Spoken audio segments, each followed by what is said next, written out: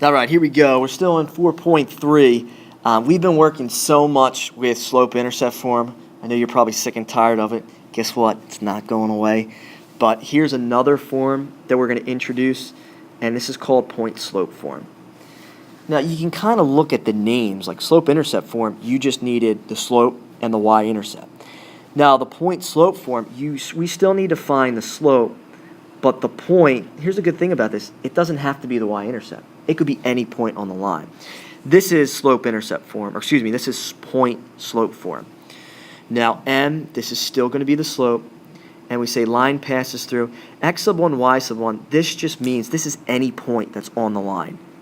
I'll put here any point on the line.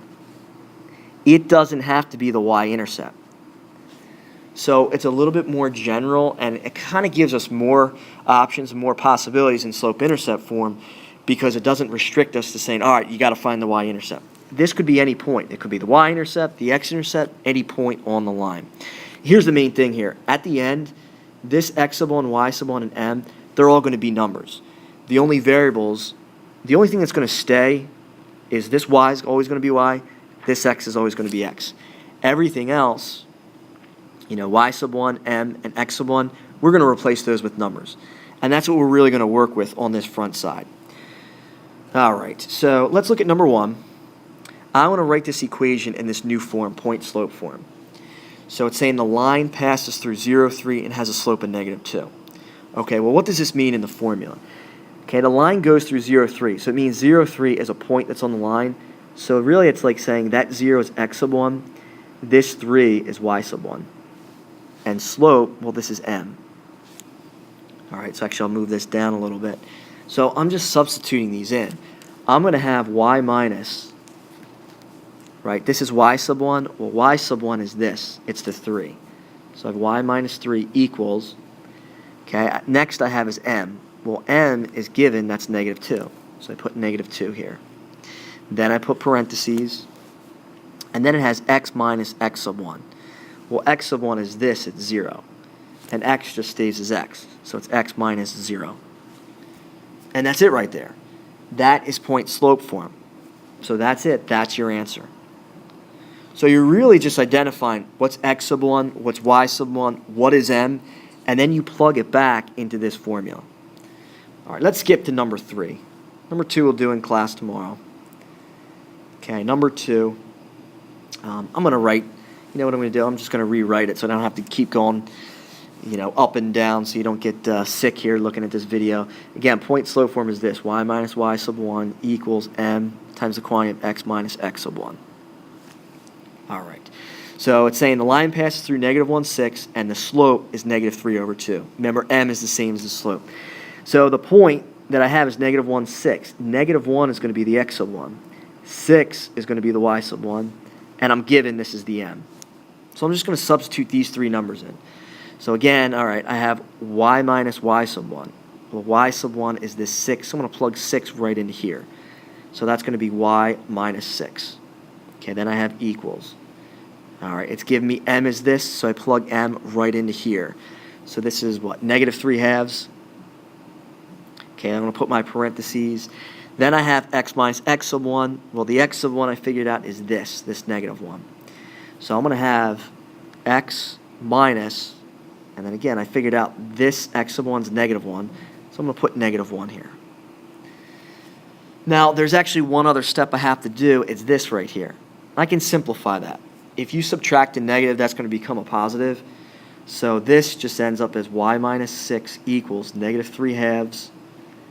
And this becomes out of line change sign, becomes x plus 1. And this is your answer right here.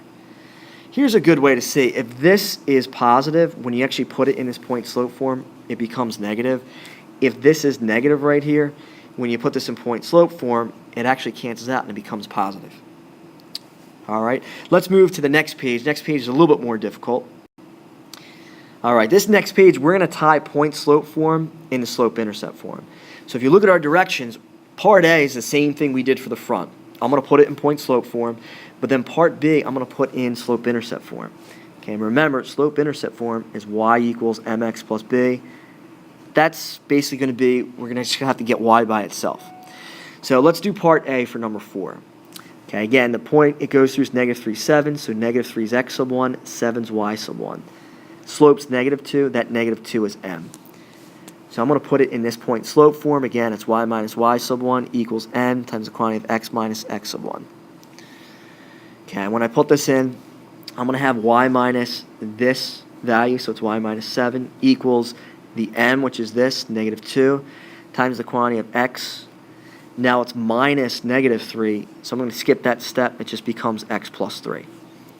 So this is part A. That's my answer for part A. Very simple. You just plug and chug away. Now, part B, it says get it in slope-intercept form. Here's the main thing. We want to get y by itself. And then there's going to be 2 main steps to get y by itself.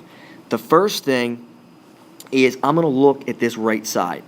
Okay, if I look at this right side, remember I always say when you ever have parentheses, they're like the flashing lights. You got to get rid of those flashing lights. You got to get rid of the parentheses. So we're going to distribute negative 2 to this first. I'm going to leave the y minus 7 the same. Okay, I'm going to distribute this negative 2 to this, so this is going to be negative 2x. And then when I distribute here, negative 2 times 3 gives me negative 6. So I'm going to put minus 6 here. And then if you look, the left side, I almost have y by itself. To get rid of this minus 7, I do the opposite. I add 7 to both sides. So I add 7 here. That cancels. I have y by itself. Now I have to do the same. I have to add 7 to this right side. So I'm going to have y equals negative 2x. And this right here, don't forget this negative before the 6. Negative 6 plus 7 is going to give me positive 1. So now I have it in slope-intercept form. And if I asked you what's the slope, well, the slope's still negative 2. The y-intercept or the b value is 1. Okay, let's do one more. Let's do number 5. You know what? I'm just going to do the first part, and you're going to finish off the rest. Okay, the first part, if you do part A, now I'm going to do this without labeling everything. Let's erase this so you can see it. Oh, can't erase it. All right, I'm going to put y minus y sub 1, which should be the y value that the line goes through. So it's going to be y minus 4 equals, then it's the slope. Let's see here. This slope, I believe, was it negative 3? Well, I can't see because I wrote over it and I can't erase it. I think it's negative 3. If it's 3, well, then it's 3. I made a mistake. What are you going to do? All right, so let's put this in. Let's say it's negative 3. And then it's times the quantity of x minus the x value, so it's x minus 2. All right, that's a slam dunk right there. Getting it in point slope form should be very easy. Then what I want you to do, I want you to finish part B. So I want you to get y by itself. So what do we get here? Okay, so I want you to do that, and then tomorrow we're going to do the other 2 problems that we did not do on this video.